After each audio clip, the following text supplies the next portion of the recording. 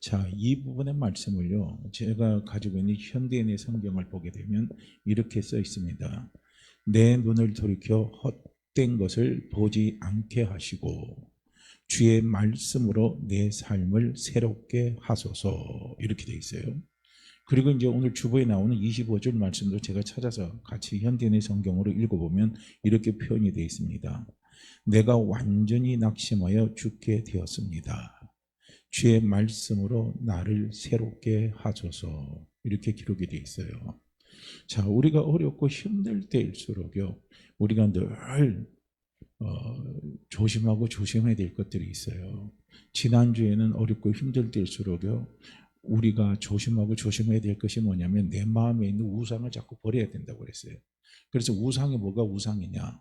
우리가 뭐 돌멩이 갖다 놓고 그 다음에 우리가 동물 갖다 놓고 우리가 이렇게 섬기는 것이 우상이라고 하지만 넓은 의미에서의 우상은 무엇이냐면 우리 눈에 하나님을 보지 못하게 하는 거예요. 우리 주 예수 그리스도를 보지 못하게 하는 것, 그 모든 것들이 다 우상입니다. 그래서 하나님은 우상 숭배를 싫어하셔요.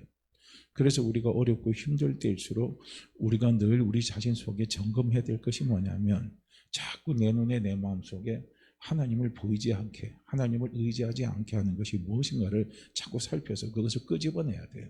그리고 그것을 놓고 하나님 앞에 기도할 수 있어야 된다는 거예요. 근데 이제 오늘은 우리가 어렵고 힘들 때일수록 어떻게 해야 되느냐? 우리는 오늘 본문 말씀을 보게 되면 내 눈을 돌이켜 헛된 것을 보지 말게 하시고, 그래, 헛된 것입니다. 여기서 헛된 것이란 말의 의미는 뭐냐면 멸망하게 하는 것들, 허망하게 하는 것들, 이것이 바로 헛된 것들이다 라고 말을 하고 있습니다. 그래서 우리가 어렵고 힘들 때요, 자꾸 헛된 생각들이 우리에 들어와요. 이게 다른 말로 하면 망상입니다. 이런 것들이 우리 속에 자꾸 밀려와요. 그 헛된 것들 가운데 여러 가지 것들이 우리에게 있습니다. 우리가 어렵고 힘들면요, 누구 이야기를 한번 들어봐요. 누구는 어렵고 힘들다가 뭐 해가지고 한탕 했는데 그게 성공했다 이거예요. 그래가지고 또 우리 속에요, 뭐가 자꾸 들어오냐면 한탕주의가 들어오는 거예요. 그래서 어떻게 하면 한탕에서 돈 벌까?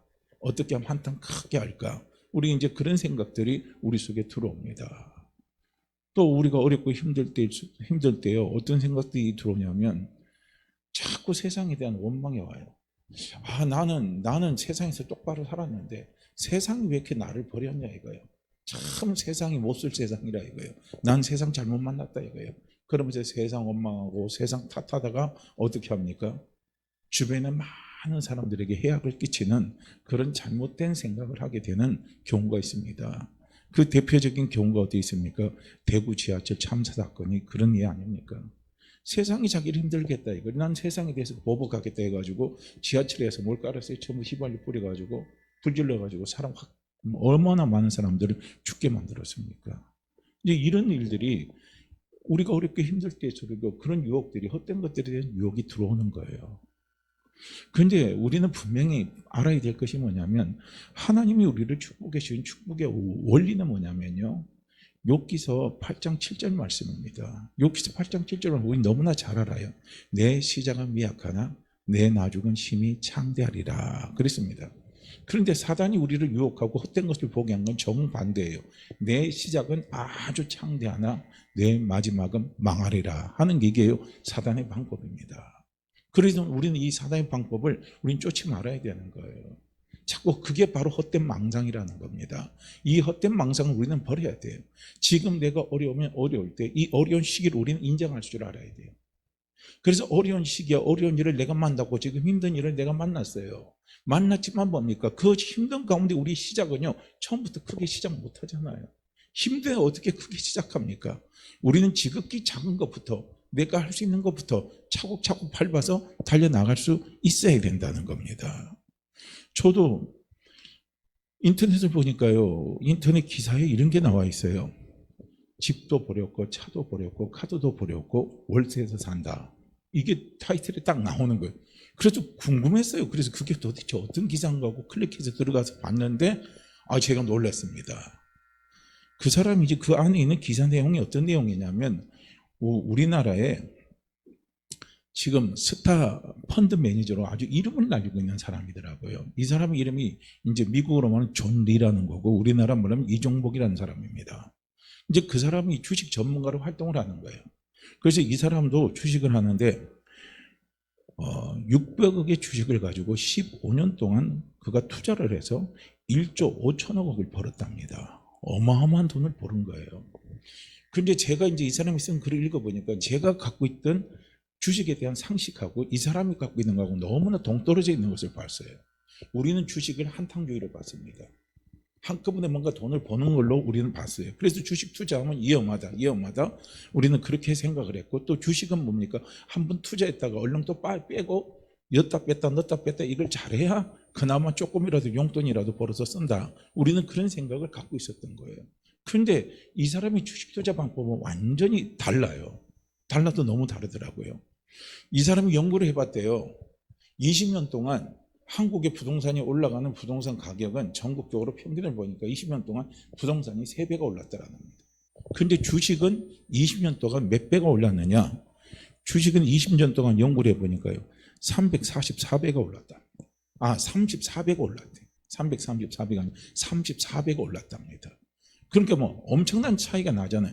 10배 이상의 차이가 나는 거예요. 그러면서 여러분들은 주식에 대해서 눈을 뜨라는 겁니다. 지금 대한민국에 있는 많은 국민들이 금융문맹이래요. 금융문맹. 그래서 금융문맹에서 벗어나야 된다는 겁니다. 그래서 사교육이 우리나라를 망하게 한다고 말해요. 그래서 사교육비는 쓰레기통에다가 돈을 갖다 버리는 거라는 거예요. 그래서 사교육 시키고 공부시키는 건 뭡니까? 공부를 잘한 놈한테 공부를 시키면 상관없다 이거예요. 그런데 우리나라는 뭡니까? 공부도 잘하지도 않는데 공부할 스타일 애도 아닌데 어떻게 합니까? 사교육으로 돈을 막 갖다 쏟아붓는다는 거예요. 어마어마한 돈을 갖다 붓는다는 거예요. 이게 지금 잘못됐다는 거예요. 그걸 그분이 꼬집어서 이야기를 하는 것을 볼 수가 있어요. 그러면서 이분이 이런 말을 하더라고요. 자기가 1990년대에 SK텔레콤 주식을 3만 원 주고 샀답니다. 그런데 10년 후에 그 주식이 얼마나 올랐냐면 440만 원이 돼서 올랐대요. 어마어마하게 올랐죠. 보세요. 3만 원이 440만 원으로 올랐다는 겁니다. 그래서 이분이 하는 말은 뭐냐면 주식은 사놓고 꾸준히 장기적으로 갖고 있어야 된다는 거예요. 10년이고 20년이고 갖고 있어야지 였다 뺐다 하는 게 아니라는 겁니다. 그걸 사람들이 모른다는 거예요. 그러면서 지금 사람들이 하루에 담배 한두가 피잖아요. 커피 한두 잔 마시잖아요. 그거 마시는 거 다 스톱시키고 하면 하루에 10,000원 정도는 주식에 투자를 할 수 있다는 거예요. 그럼 한 달에 한 30만 원 정도 주식에 투자를 할 수 있다는 거예요. 그래서 이걸 한 30년 주식 투자하면요. 돈이 어느 정도 나오냐면 85억이라는 돈이 생긴답니다. 어마어마한 거죠. 우리 상상을 초월하는 거예요. 지금 미국이 거대 기업들이 생기고 새로운 거대 기업들이 생길 수 있는 것은 무엇이냐면 전부 다 미국은요 2주에 한 번씩 월급을 준답니다. 그 월급에서 10%는 전부 다 어디로 주식시장으로 갈 수 있도록 돈을 이미 빼버린대요. 그렇게 해서 주식시장이 형성이 돼서 큰 자본시장이 이게 형성이 된답니다. 그래서 미국 기업이 살아난다는 거예요. 지금 일본 기업이 죽는 이유는 지금 도태된 이유는 뭐냐면 부동산이라는 거예요. 그걸 이야기하고 있습니다. 근데 주식으로 투자를 하라는 거예요. 그리고 우리는 주식 투자를 단타로 빼고 어떤 막 한탕주의로 그렇게 생각하지 말아라. 그렇게 이야기하는 것을 볼 수가 있어요. 그러면서 여러분 지금이라도 작게 시작하시라는 거예요. 크게 시작하지 말고 작게 시작하라는 거예요. 그러니까 제가 주식을 한참 이제 뭐 하는 사람이 그런 말을 해요. 주식을 제대로 배우려면 최소한 1억은 손해를 봐야 주식을 배운대요. 그러면서 주식을 배우는데 뭐라고 이야기를 하냐면 나중에 그분이 이야기하는 거 주식은 사서 장기적으로 잠가놔야 된다는 거예요. 장기 투자를 해야지 단기로 보기에서는 안 된다. 그 말을 하더라고요. 어쨌든 이분이 하는 말을 딱 들어보면요 답이 나오잖아요. 한탕주의가 아닌 거예요. 시작은 미약합니다. 3만 원에 시작했어요. 근데 나중은 창대합니다. 그게 얼마예요? 440만 원이 되는 거예요. 그러니까 우리는 자꾸 어렵고 힘들 때일수록요 지금 내가 가지고 있는 조건을 생각을 안 해요. 어떻게 하면 내가 좀 더 한탕주의로 흘러서 더 큰 것을 바라보고 한꺼번에 뭔가를 많이 취하려고 하는 그런 생각들이 우리를 많이 지배합니다. 그렇지 않으면 세상을 원망하고 세상을 탓하는 그런 생각들이 우리를 지배하게 하는데 이런 생각들은 전부 다 누가 주는 생각이냐? 이건 바로 사단이가 주는 생각입니다. 하나님이 우리에게 주신 경계의 원리는요, 시작은 미약하지만 하나님이 차곡차곡 닮아가다 보면 하나님이 나중은 창대케 하시는 거예요. 그래서 하나님이 우리에게 주시는 복은 한 통으로 확 갖다 주는 게 아니라 점점점 잘되게 하시는 것이 하나님의 축복의 원리입니다. 그래서 그분도 강조하는, 이분도 강조하는 게 뭐냐면, 여러분 돈을 사랑하라는 게 아니에요. 한탕주의가 되면 돈의 노예가 됩니다. 돈만 보고 달리는데 돈이 돈을 운영하게끔 만들으라는 거예요. 이게 뭡니까? 금융에 대해서 눈을 뜨는 거라는 거예요. 그런데 우리나라는 이런 것들이 너무 안 돼 있다는 거예요. 너무 모른다는 거예요, 부모들이. 금융에 대해서 문맹이 돼버린다는 거예요. 그래서 자녀들에게 사교육비로 쓸 돈이 있잖아요. 그 돈 나중에 모아보세요. 모아보면 뭐 1억 얼마가 된다고 그러잖아요. 그걸 이미 자녀들에게 줘보라는 거예요. 줘보고 자녀들에게 주식을 한번 투자하든지 이렇게 해서 하게 하면요, 장기적으로 놓게 되면 그 돈이 어마어마하다는 거예요. 그런데 그런 것들을 너무 부모들이 모른다, 이런 말을 하는 것을 그 기록에, 인터넷 기사에 그렇게 나와 있더라고요. 그래서 그 기사가 있다 보니까 공감되는 게 있는 거예요. 공감대가 형성이 참 많이 되더라고요. 그러면서 우리의 시작은 너무 큰 것부터 시작하지 마시고, 우리의 시작은 지금 아무리 어렵다 할지라도 내가 할 수 있는 지극히 작은 것부터 찾아서 한 걸음 한 걸음 우리는 해나가는 게 중요하다는 겁니다. 그러면서 오늘 본문 말씀도 한번 보세요. 다윗이 그렇게 고백하는 거예요. 시편 19편은 전부 말씀이에요. 주의 말씀에 대한 다윗이 사모하는 막 구구절절한 고백들이 시편 119편에 나타나 있습니다. 아까 25절 말씀대 보면 내가 완전히 낙심해서 죽게 됐습니다. 이게 얼마나 힘들고 어려울 때입니다. 그럴 때 다윗이 여기서 내가 이겨나가고 여기서 내가 살아날 수 있는 비결이 어디 있느냐? 그건 바로 주의 말씀입니다. 주의 말씀을 사모하는 거예요. 우리가 주의 말씀을 사모하고 주의 말씀을 사모할 때 우리의 생각이 뭡니까? 헛된 것으로부터 우리의 눈과 우리의 생각이 자꾸 멀어지게 돼 있어요. 오늘 37절 말씀도 마찬가지 아닙니까? 내 눈을 돌이켜 헛된 것을 보지 말게 하옵소서. 우리는 헛된 것의 유혹이에요. 우리가 아무리 어렵고 힘든 시대를 산다 할지라도 거기에 넘어가지 마시기를 바랍니다. 특별히 어렵고 힘들 때는요, 사람이 막 고금리 있잖아요. 사채이자에 막 손을 대기 시작합니다.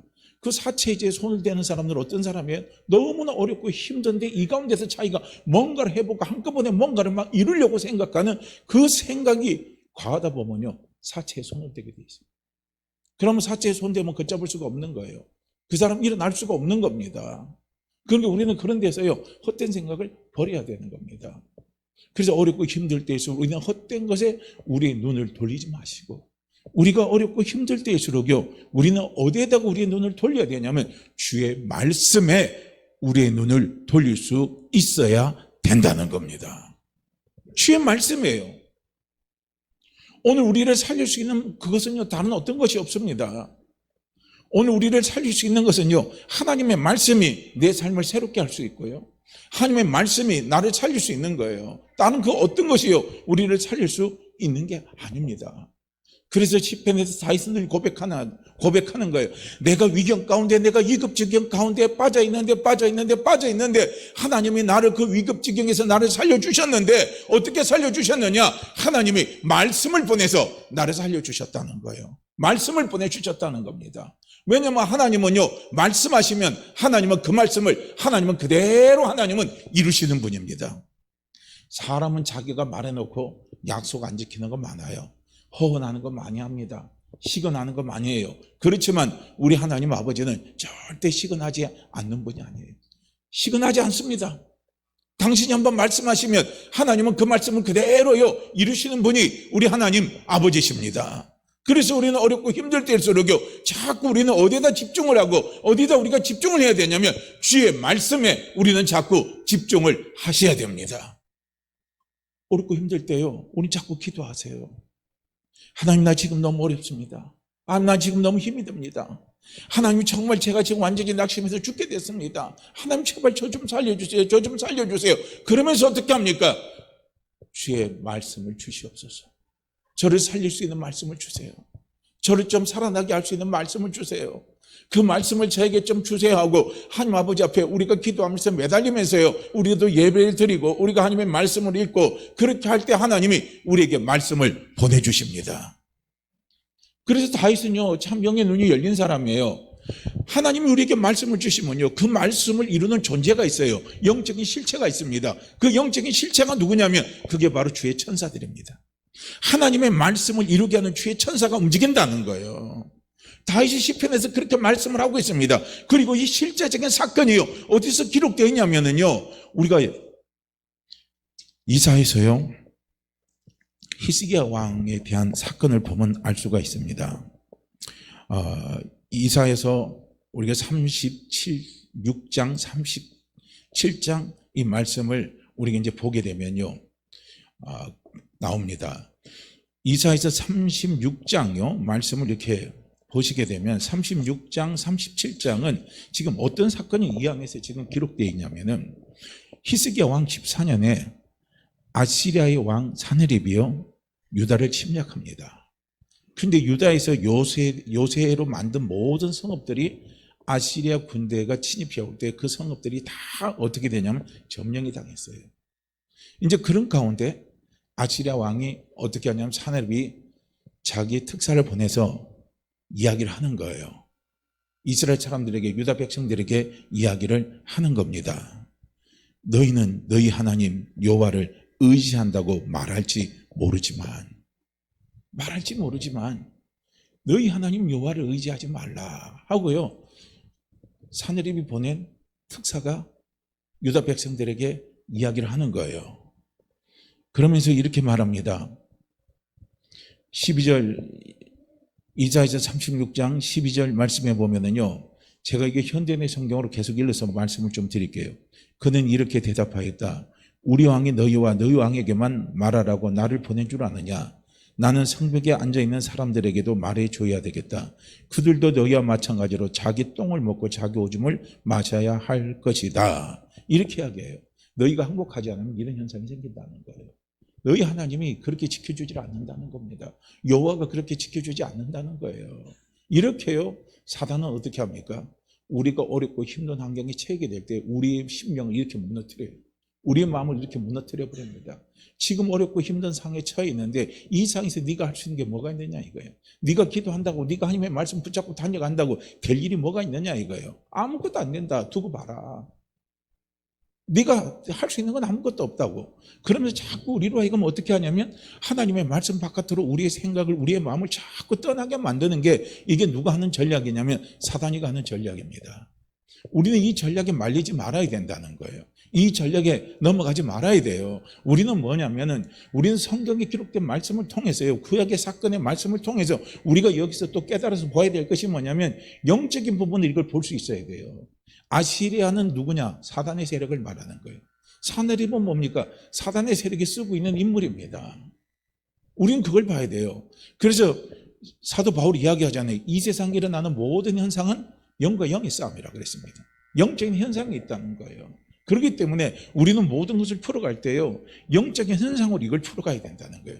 영적인 싸움으로 이런 문제를 우리는 풀어갈 수 있어야 되는 겁니다. 그래서 우리가 어려운 일, 힘든 일, 정말 낙심된 일, 고민해서 죽게 되는 이런 일들이 자꾸 나타날 때 내 마음속에 자꾸 하나님을 보지 못하게 하고 하나님의 말씀을 우리가 붙잡지 못하게 하는 건, 그건요, 누구의 전략이냐면 사단의 전략이라는 겁니다. 사단이 바로요, 아시리아 왕 사느립이 특사를 보내서 지금 히스기야 왕에게, 유다 백성들에게 보내는 소리가 바로 이런 소리예요. 이런 소리들을 우리의 생각 속에, 우리의 귀에 자꾸 떠오르게 만들고 우리 마음에 맴돌게 자꾸 만들어버리는 거예요. 그래서 우리 스스로를요, 하나님을 보지 못하고 우리 스스로가 내 안에서 자꾸 무너지게 만들어버려요.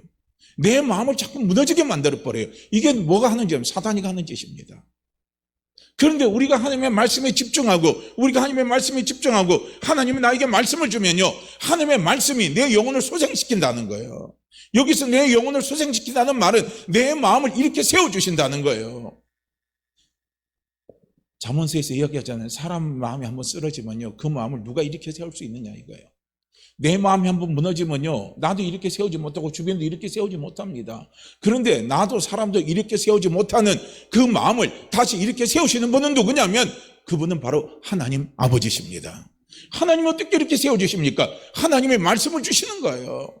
그 말씀을 통해서 나를 자꾸 이렇게 세워주시고 내 마음을 이렇게 세워주시고 내 마음을 자꾸 이렇게 세워주시는 거예요.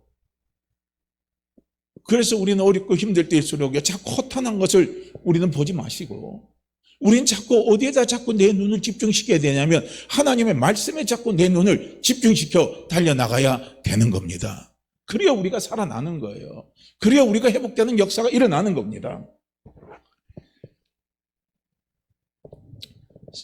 이사야서 36장 15절 말씀에 보면 또 이렇게 말해요. 너희는 여호와를 의지하라는 히스기야의 설득에 넘어가지 말아라. 여호와를 의지하라는 히스기야 왕의 설득에 너희는 넘어가지 말라는 거예요.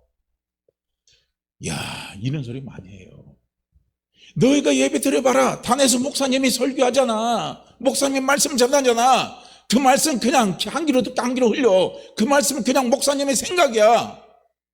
목사님이 자기의 생각이야. 그 생각 네가 받아들일 게 뭐가 있어? 자꾸 사단은요, 우리에게 그런 생각을 어렵고 힘들 때, 일이 꼬이고 낙심이 될 때는요, 자꾸 그런 생각을 집어넣어 주는 거예요. 저 목사도 설교할 때는 그렇게 설교하지만 지도 어려운 일 지고 힘든 일 당할 때 지는 어떻게 하는지 한번 두고 봐라 이거예요. 그런 식으로요, 사단이 자꾸 우리 속에 뭡니까? 하나님을 의지하지 말게끔요, 자꾸 역사해 가는 거예요. 자꾸 끌어가는 거예요. 우리 마음을 자꾸 이탈시켜 가는 겁니다. 사도 바울이 데살로니가 성도들에게 고마웠던 게 있어요. 감사했던 게 있습니다. 그때 데살로니가 성도들 삶이요, 넉넉한 삶이 아니에요.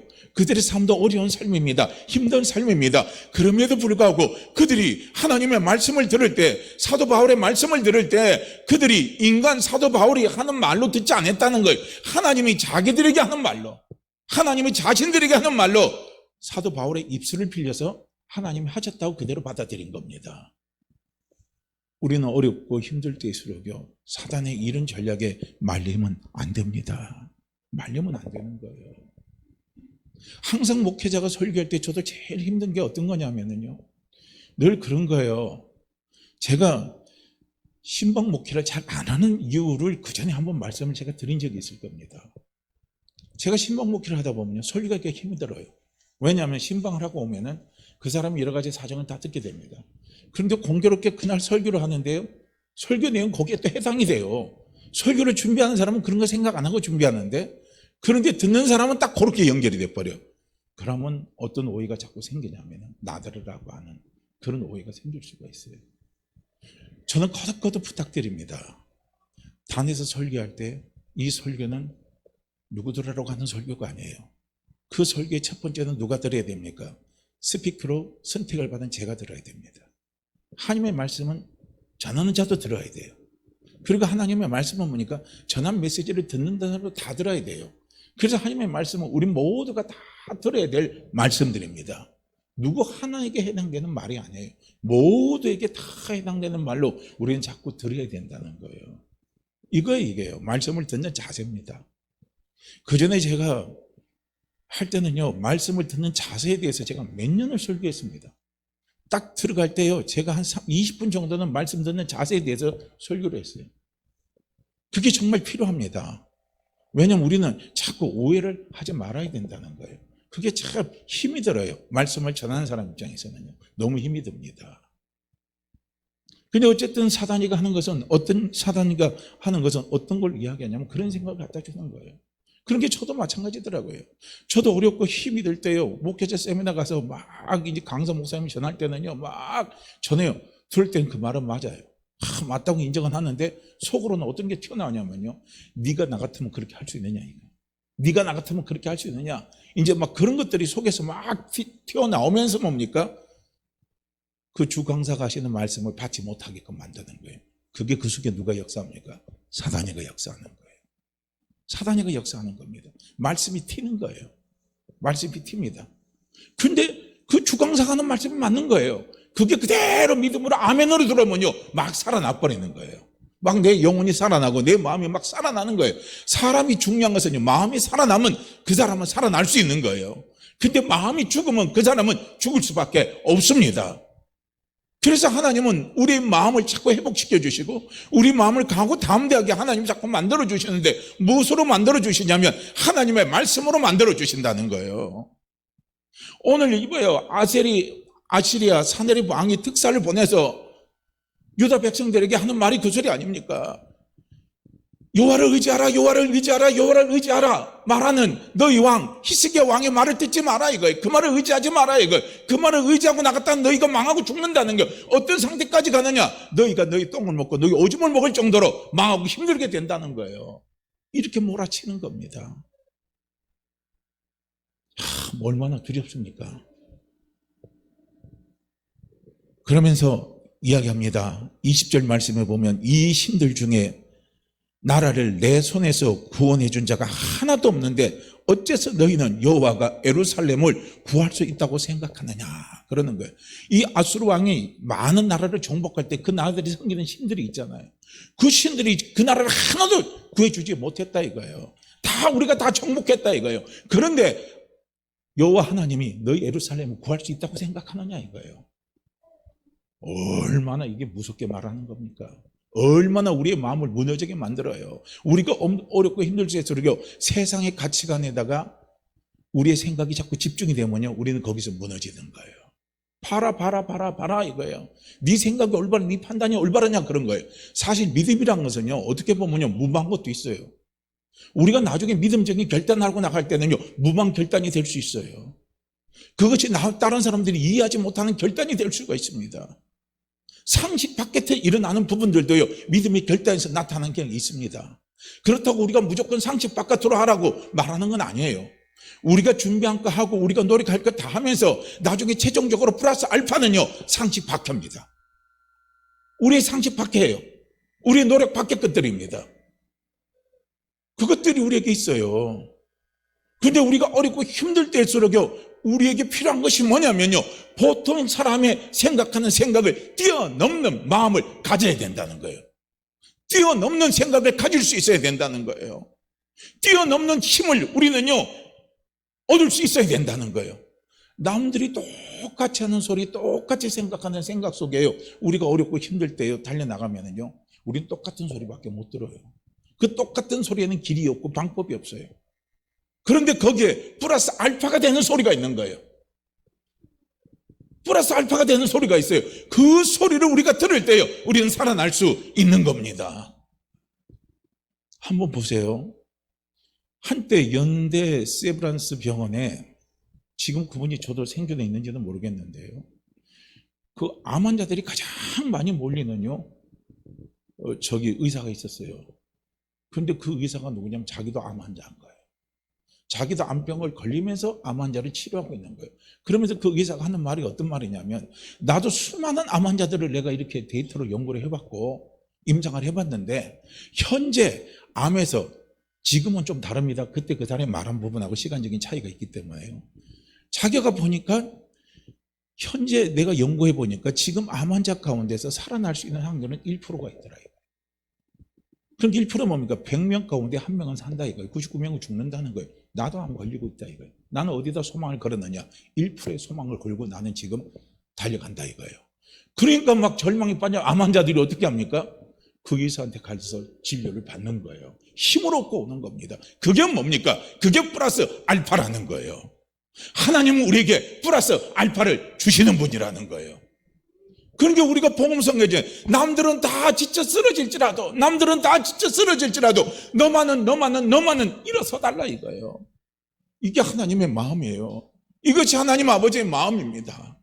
우리가 어렵고 힘들고 정말 고통스럽고 정말 죽고 싶은 그때예요, 그런 생각 들고 그런 마음 들고 그렇게 행동치 않은 사람들 흔합니다. 그런데 그 가운데서도 일어서기를 원하고, 그 가운데서도 합력과의 선을 이루어주신 하나님을 바라보고 일어서는 그 한 사람이 중요한 거예요.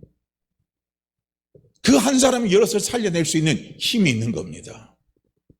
그걸 우리는 봐야죠.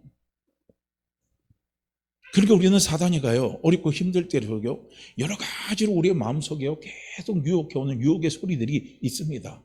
그 소리들이 뭐냐면 아시리아 사네립 왕이 보낸 특사가는 소리하고 똑같은 소리예요. 그런 소리예요. 우리는 귀를 기울이지 마시기를 바랍니다. 자꾸 우리는 어렵고 힘들 때서 우리의 귀는 어디에다 귀를 기울여야 되냐면 하나님의 말씀에 귀를 기울여야 된다는 거예요. 그래서 시편 119편은 그래서 제가 놀라운 말씀이에요. 내가 아침에 일어날 때도 주의 말씀을 듣기 위해서 일어났습니다 이거예요. 얼마나 놀랍습니까? 우리에게 필요한 것이 바로 이게 필요한 거예요. 어렵고 힘들 때일수록요. 자, 히스기야 왕이 어떻게 했느냐? 37장으로 딱 들어오게 되면 이런 소식을 또 히스기야 왕이 듣는 거예요. 들으니까 히스기야 왕이라고 마음이 안 무너지겠습니까? 그런데 히스기야는 이런 소리를 들은 것 가지고 어떻게 하냐면 하나님 앞에 이실직고 하는 거예요. 이실직고예요. 3절 말씀에 보면 그렇게 말합니다. 그래서 그들은 이사에게 가서 히스기야 말을 이렇게 전하였다. 오늘은 고통과 책망과 치욕의 날입니다. 우리는 아이가 태어날 때가 되었으나 해산할 힘이 없는 여자처럼 되어버렸습니다. 그렇죠. 아이가 태어날 때가 됐는데 해산할 힘이 없으면요 어떻게 합니까? 여자가 죽잖아요. 아이도 죽잖아요. 한마디로 말해 우리는 다 죽게 됐다는 거예요. 우리는 어렵고 힘들 때요 우리의 심령을 하나님 앞에 고백하는 거 중요합니다. 하나님, 나는 지금 이렇게 어렵고 힘이 될 때 하나님, 나는 이렇게 죽게 되었어요. 내 마음이 이렇게 죽게 되었어요. 내 마음이 이렇게 속절없이 내 마음이 자꾸 무너져가고 내 마음이 자꾸 무너져갑니다. 하나님 어떻게 합니까? 무너져가는 내 마음을 내가 이렇게 세울 수가 없습니다. 그래서 내 마음을 바라보면 나는 눈물밖에 안 나옵니다. 나는 한숨밖에 안 나옵니다. 하나님 어떻게 하면 좋겠습니까? 하고요 우리는 하나님 앞에 솔직하게 내 마음을 내놓고 고백할 수 있어야 되는 거예요. 그러면요 하나님이 반드시요 말씀을 해 주십니다. 이에 대해서 하나님은 이사야를 통해서 히스기야 왕에게 답신을 보내는 거예요. 말씀을 주시는 거예요. 어떻게 말씀을 주시느냐? 5절을 보게 되면요 이사야는 히스기야 왕의 전가를 받고 이런 해답을 보냈다. 여호와께서 왕은 그 아시리아의 지휘관 말 때문에 두려워하지 말라고 하셨습니다. 두려워하지 말라. 하나님이 말씀하셨다는 거예요. 그가 무슨 말을 해도, 그가 어떤 말을 해도 지금 어렵고 힘든 순간에 네 속에서 어떤 부정적인 생각, 어떤 부정적인 유혹이 네 안에 들고 그 마음이 너를 지배한다 할지라도 하나님은 뭐라고 말씀하십니까? 두려워하지 말라 이거예요. 두려워하지 말라 이거예요. 그건 내가 너에게 준 마음이 아니다 이거예요. 내가 너에게 주는 마음은 두려워하지 않는 마음이다 이거예요. 능력의 마음이다 이거예요. 하나님 말씀하시는 거예요. 두려워하지 말라고 하셨습니다. 여호와께서는 아시라 왕이 본국으로부터 좋지 못한 소문을 듣고 돌아가 거기서 살아야 행하게 할 것이라고 말씀하셨습니다. 봐요. 하나님이 말씀해 주시는 거예요. 저 아시리아가 아무리 강한 것 같고 저 아시리아가 나를 무시하는 것 같고 저 아시리아에게 수많은 나라와 민족들이 무릎을 꿇었다 할지라도 어떻게 합니까? 본국으로 돌아가 줄 것이다. 그리고 사내립은 돌아가서 죽게 될 것이다. 하나님이 누구에게 이야기합니까? 이사야 선지를 통해서 히스기야에게 말씀하시는 거예요. 그러면 히스기야가 하나님이 말씀하신 이 말씀을 붙들으면 히스기야 왕의 마음이 살아날까요? 안 살아날까요? 마음이 살아나는 거예요. 소망이 생기는 거예요. 힘이 생기는 겁니다. 오늘 우리는 이 어렵고 힘들 때일수록요 우리는 하나님의 말씀을 붙잡으시길 바랍니다. 어렵고 힘든 이 시기를 지날 때 내 존재는 미약한 것 같고 내 존재는 힘이 약한 것 같아도 내 나중은 힘이 창대케 하리라. 우리는 항상요 모든 것에서 힘이 들고 어려울 때는요 처음부터 시작하면 돼요. 내가 처음부터 다시 시작한다. 처음부터 다시 시작한다. 내 나이가 어때? 내 환경이 어때? 내 나이, 내 환경 상관없다 이거예요. 난 다시 처음부터 시작하겠다 이거예요. 난 다시 처음부터 시작하겠다 이거예요. 내 처음에 시작은 미약하고 내 처음에 시작은 별 볼 거 없는 것 같아도 내 나중은 반드시 하나님이 창대케 해주신다. 하나님이 창대케 해주신다. 하나님이 창대케 해주신다는요 우리가 이 믿음을 갖고 이 말씀을 붙잡고요 우리는 다시 시작하면 되는 거예요. 모든 거 안 되면 원점에서 다시 시작하면 되잖아요. 원점에서 다시 시작하면 되잖아요. 우리는 그렇게 다시 달려가면 되는 거예요. 저도요 때로는 목회하다가 낙심이 찾아올 때 보면요 그런 생각들이 많이 들어요. 지금 제 나이에 지금 개척하는 목사님들이 있어요. 그분 보면 전 막 대단하다고 보는 거예요. 나 60에 시작하는 거예요. 근데 계속 해왔던 저로 입장 보면 60에 시작해서 무슨 소망이 있을까? 근데 60에 시작하는 그 개척하는 목사님은 소망을 갖고 하신다니까요. 거기에서 우리는 힘을 얻는 거예요. 그래 나도 다시 시작하면 되지. 그래 나도 다시 시작하면 되지. 저분들 60에 시작하는데 나라고 그거 다시 못하느냐 이거예요. 이게 우리에게 중요한 거예요. 이게 중요한 겁니다. 우리는 가진 것 갖고 시작하는 거예요. 내 있는 것 갖고 시작하는 거예요. 우리 있는 것이 미약하고 초라한다 할지라도 중요한 것은 뭡니까? 하나님이 내 시작은 미약하지만 내 작은 힘이 창대케 하시라는 그 하나님의 말씀, 그 말씀이 나에게 하나님 주신 말씀이면 우리는 그 말씀 붙잡고 달려가면 되잖아요. 오늘 히스기야에게 하나님이 이사야 선지를 통해서 말씀을 하신 겁니다. 사내림은 죽는다. 사내림은 죽는다 이거예요. 아무리 앞으로 우리 기독교, 우리 믿음의 환경이요, 우리가 악화되고 어렵다 할지라도요, 반드시 하나님은 우리 믿음의 사람들을 지켜주십니다. 반드시 우리 믿음의 사람들을 하나님은 붙들어 주십니다. 하나님 우리를 붙들어 주시고 하나님 우리를 지켜주시는 것은요, 두 가지 방법이 있어요. 하나는 뭡니까? 성령이 기름 부음을 확 부어주면 끝나버려요. 내가 소심하고 내가 두려움이 많고 나는 아무것도 못하는 사람이라 할지라도요, 성령의 강한 기름 부음이요 우리 속에 임하게 되면요, 나는 완전히 사람이 달라져 버립니다. 그 대표적인 사람이 누굴까요? 사울왕 아닙니까? 소심한 사울왕, 대중 앞에 나서지 못하는 사울왕, 그 변개치 못하는 사울왕이요, 성령의 강한 기름 부음이 임하니까요, 그거 보세요. 이스라엘의 초대 왕으로서 왕권을 다져나가는 걸 보세요. 일을 처리해 나가는 것을 보세요. 달라요. 다릅니다. 저는 마지막 때요, 그런 소망을 가져보는 거예요. 한국 교회가 지금은 엉망이고 우리가 진짜 막말라면 개나 소나 다 주의 종이 되겠다고 이쪽 저쪽 막 해서 막 주의 종들이 많이 나오는데요. 그래서 문제도 일으키기도 하지만은요, 그래도 저는 믿어요. 그 사람이 주의 종이 된다는 거, 뭔가 소명이 왔기 때문에 주의 종이 된다고 믿어요. 그래서 지금은 그분들이 문제를 일으키고 막 여러 가지요 힘들게 하는 상황들도 있을 수 있어요. 다 그렇지 않아요. 몇 사람 때문에 그런 겁니다. 그런데 하나님이 마지막 때요, 강한 성령의 기름 부음을 부어주시면요, 사람이 바뀌어버려요. 놀랄 정도로 바뀌어버립니다. 마지막 하나님의 일을 위해서 하나님이 그걸 갖다 쓰시면요, 놀랍게 바뀌는 역사가 일어납니다. 그 다음에요, 일어나는 게 뭡니까? 주님이 오시잖아요. 이제 그런 일이 다가오면요, 주님 오실 때 다 왔어요. 주님이 하늘에서 내 이름 석자 부를 때가 다 왔어요. 휴거 때가 다 왔다는 거예요. 얼마나 소망이 있습니까? 얼마나 우리가 하나님 앞에 감사합니까? 우리는요, 자꾸 어렵고 힘들 때일수록요, 우리의 소망을 어디에서 가져야 되냐면 주께로부터 우리의 소망을 가져야 됩니다. 그 주의 말씀으로부터 우리의 소망을 갖고 그 말씀으로부터 우리가 회복되기를 위해서요, 우리가 주님 앞에 간구하고 달려나갈 수 있어야 된다는 거예요. 사내리 왕은 죽습니다. 언젠가는 어둠의 세력들은 주님 오신 날 다 끝나버립니다. 그들은 다 아웃이 됩니다. 우리는 최종적인 승리의 관을 우리는 씁니다. 자, 또 한번 보세요. 그래서요, 분명히 이제 철군을 하게 만든다는 거예요. 근데 실제로 그 일이 일어났어요. 37장 9절 말씀을 보면, 이때 아시리아 왕은 에디오피아의 다르하기 왕이 자기를 치러 온다는 말을 듣고 히스기야에게 이런 편지를 보냈다 이거예요. 그러니까 에디오피아가 아시리아를 치고 간다는 소리를 들으니까 어떻게 해군을 한 거예요. 철군을 하게 돼버린 거예요. 그러면서 히스기야 왕에게 그런 편지를 보냈대요. 너는 내가 의지하는 신이 예루살렘은 아시리아 왕의 손에 넘어가지 않을 것이다 라고 말하는 소리에 속지 말아라. 봐요, 사단은 또 유혹을 하는 거예요. 또 유혹해요. 자기가 철군하면서 넘어가면서 해군하면서도요, 너 헛된 생각하지 마라. 내가 넘어간다고 해서 너희 나라 내가 못 삼킬 것 같으냐? 얼마든지 내 나라 내가 삼킬 수 있다 이거예요. 자꾸 우리 속에요, 사단은 뭡니까? 어림을 찾아오면 내 마음에 갈등을 줘요. 왔다 갔다 왔다 갔다 왔다 갔다 합니다.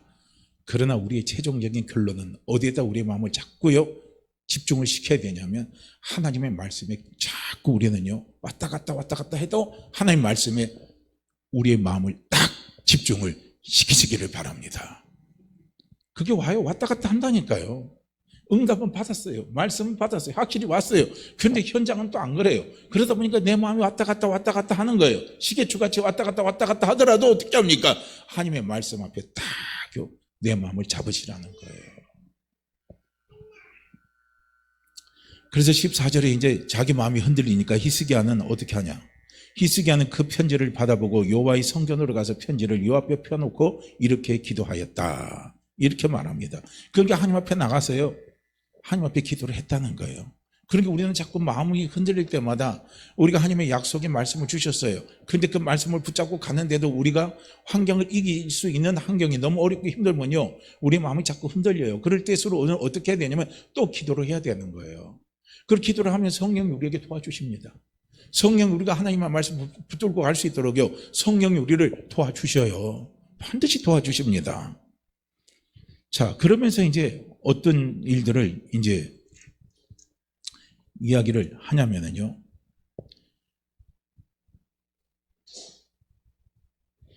20절에 보면은요, 38장 20절 보면 우리 하나님 여호와여 이제 우리를 아시리아 왕의 손에서 구해 주옵소서. 그러면 온 세상 나라들이 주 여호와만 하나님이신 것을 알게 됩니다 하고 이렇게 이제 고백을 하는 거예요. 기도를 하는 겁니다. 그러니까 하나님은요, 답을 주는 거예요. 뭐라고 답을 주시냐면 28절과 29절 말씀에 보면 나는 너에 관한 모든 일과 내가 무엇을 하고 어디에 가는지 다 알고 있으며 내가 나에 대해서 얼마나 악한 말을 하는지 잘 알고 있다 이거예요. 이거는 이제 아시리아 왕 사네립을 통해서 말을 하는 겁니다. 악한 자가 너를 통해서 네 마음을 얼마나 왔다 갔다 네 마음을 용서치고 네 마음을 막 흔들고 네 마음속에 막 키질하는 거 내가 다 알고 있다 이거예요. 그렇게 주님이 말씀하시잖아요. 사단이 너를 내놓으라고 막 키질하듯이 네 흔들고 있는데 하면 뭡니까? 내가 너를 위해서 기도했다 이거예요. 베드로를 위해서 기도했다는 거예요. 할렐루야. 지금 우리의 마음이요, 막 어렵고 힘들 때 하나님의 말씀을 붙잡아야지. 그러다가 또 이쪽으로 넘어가요. 세상 소리에 마귀의 소리에 내 마음이 넘어가서 또 흔들리고 왔다 갔다 할 때요. 중요한 것은 무엇인 줄 아십니까? 그 모든 것을 하나님은 알고 계십니다. 그러면서 하나님 아버지는 기도를 해주시는 거예요. 말할 수 없는 탄식함으로 성령이 우리를 위해서 기도해 주십니다. 성령이 우리를 위해서 기도하시면 우리는 이기게 되어 있습니다. 최종적으로 하나님의 말씀을 붙잡을 수 있도록 그분이 우리를 도와주십니다. 그러면서요, 29절에 말합니다. 또 나에 대한 너의 분노와 그 오만한 태도에 대해서도 나는 다 들었다 이거예요. 사단이 하는 짓을 내가 다 알고 있다 이거예요. 그러므로 내가 내 코에 갈고리를 깨고 내 입에 재갈을 물려 내가 오던 길로 끌고 갈 것이다 이거예요. 이건 아시리아 왕 사네립을 두고 이야기하는 거예요. 그가 아무리 너에게 그렇게 겁박을 하고 너를 겁주게 만들고 너를 무섭게 만들고 두렵게 한다 할지라도 넌 흔들리지 마라 이거예요. 내가 그 코를 갈고리에 뭡니까? 갈고리를 끼워서 끌고 가버리겠다는 거예요. 하나님이요, 끌고 가시겠다는 거예요. 그러면서 30절에서 얘기합니다. 이번에는 여호와께서 히스기야 왕에게 이렇게 말씀하셨습니다. 앞으로 일어날 일의 징조는 이렇다. 금년과 내년에는 너희가 저절로 자라는 야생 곡식을 먹고 3년째에는 농사지어 추수한 곡식과 포도를 먹을 것이다. 이건 뭡니까? 전쟁터에서 지금 전쟁이 일어나서 지금 어렵게 됐지만, 그래서 지금은 1년 동안은 자연적으로 자라는 곡식을 먹지만 3년째부터는 이제는 너에게 열매 맺는 곡식을 먹게끔 해주겠다는 거예요. 할렐루야. 우리 하나님 아버지가 이런 분입니다.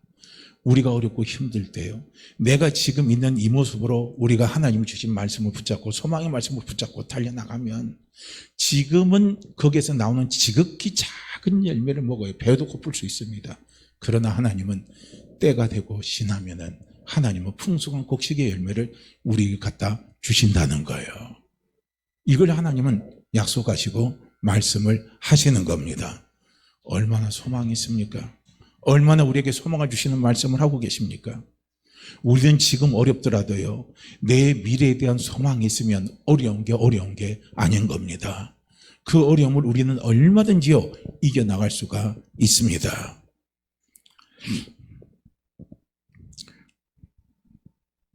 자, 그러면서 33절 말씀에 보면 그러므로 여호와께서는 아시리아 왕에 대하여 이렇게 말씀하셨습니다. 그는 이성으로 들어오지 못하고 화살 하나 쏘지 못할 것입니다.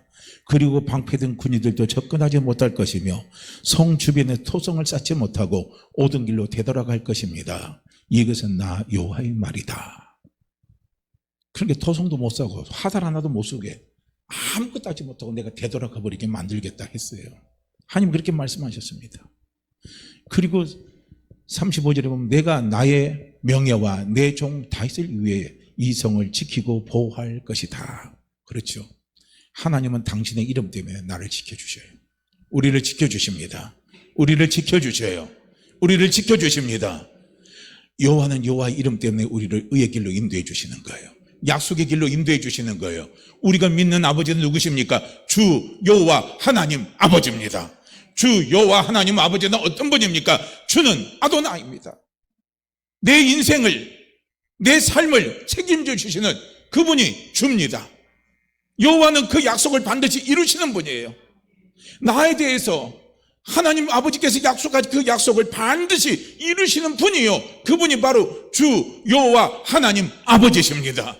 그래서 하나님 아버지는 자기 이름 때문에, 내 이름의 명예 때문에 하나님은요 나를 지켜주시는 거예요. 우리를 지켜주십니다. 나를 붙들어 주셔요. 망하지 않게 해주신다는 거예요. 우리는 꼭 이걸 기억할 수 있어야 돼요. 다른 것은 다 잊어도 좋아요. 내 입에서 고백하는 이 고백, 주 여호와 하나님 아버지입니다. 주 여호와 하나님 아버지입니다. 주 여호와 하나님 아버지입니다. 이거 잊지 마세요. 이거 잊지 마세요. 다른 말씀은 다 잊어도 이 한 말씀은 잊지 마세요. 주 여호와 하나님 아버지. 우리가 이 말씀 붙들면 돼요. 흔들릴 때마다 이 말씀 붙드세요. 이 말씀 붙들고 하면 하나님이 반드시 우리를 지켜주십니다. 그래서 다윗을 위해서, 내 명예를 위해서, 내 종 다윗을 위해서 하나님이 지켜주시는데 어떻게 지켜주셨느냐? 36절 말씀하면 놀라운 일이 일어나는 거예요. 하나님이 말씀하시면 그 말씀을 이루는요 천사가 움직이는 거예요. 주의 천사가 움직입니다. 말씀을 이루는 천사가 움직이는 거예요. 자, 천사가 움직이니까 어떤 역사가 일어나느냐? 36절입니다. 바로 그날 밤 여호와의 천사가, 그렇죠, 여호와의 천사가 움직이는 거예요. 여호와의 천사가 아시리아 군 진영으로 가서 18만 5천여 명을 쳐 죽였다. 사람들이 아침에 일어나 보니 모두 죽어 시체만 질비하게 널리 있지 않았는가. 봐요. 하나님의 말씀을 이루는 천사가 움직입니다. 할렐루야. 하나님의 말씀을 이루는 천사가 움직여요. 하나님의 말씀을 이루는 천사가 움직입니다. 이 천사는 어마어마한 능력이 있는 거예요. 이게 영적인 실체입니다. 이게 영적인 실존이에요. 할렐루야. 믿으십니까? 믿으십니까? 믿으십니까? 그러니까 우리는 두려워하지 말자 이거예요. 그래서 우리에게는 뭐가 있으면 되느냐? 하나님의 말씀만 있으면 돼요. 하나님의 말씀만 있으면 됩니다. 주 여호와 하나님 아버지가 나의 아버지이기 때문에, 나의 아버지가 나를 지키기 위해서 하나님은 반드시요 누구를 보내시느냐? 주의 천사들이 나를 보호합니다. 나를 지켜줍니다. 안 된 것을 될 수 있도록 움직이도록 그 주의 천사들이요 역사해 갑니다. 그래서 우리에는 뭐만 있으면 되느냐면요, 하나님의 말씀만 있으면 된다는 거예요. 그래서 우리는 어렵고 힘들 세속이요 허탄한 것에 눈을 돌리지 마시길 바랍니다. 허탄한 것은 사단이가 주는 거예요. 대신 우리는 어디에다 눈을 돌려야 돼요? 자꾸요 하나님의 말씀에 우리의 눈을 자꾸 돌리고 거기에 우리는 집착하며 달려갈 수 있어야 됩니다. 그것이 바로 내가 살 길이고, 우리가 회복될 길이고, 우리가 잘될 길이고, 그리고 많은 사람들을 살릴 수 있는 길이 바로 그 길이기 때문입니다. 그래서 우리 사랑하는 성도님들, 우리 다 지금요 어렵고 힘든 시기를 지나가고 있습니다. 이럴 때일수록 반복된 말씀이지만요 헛된 것에 눈 돌리지 마시고 하나님의 말씀에 집중하면서 달려나갈 수 있는 우리 모두가 되기를 주의 이름으로 축복합니다. 자, 우리요 오늘 본문 말씀 우리 함께 읽습니다. 시편 119편 37절 말씀이요 우리 함께 읽습니다. 내 눈을 돌이켜 헛단한 것을 보지 말게 하시고 주의 길에서 나를 살아나게 하소서.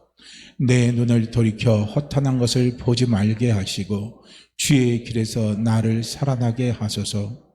내 눈을 돌이켜 허탄한 것을 보지 말게 하시고 주의 길에서 나를 살아나게 하소서. 아멘. 우리 함께 같이 기도합니다. 오 할렐루야. 하나님 아버지 참으로 감사합니다. 이 시간도 아버지 앞에 버리시기 아버지 앞에 감사함으로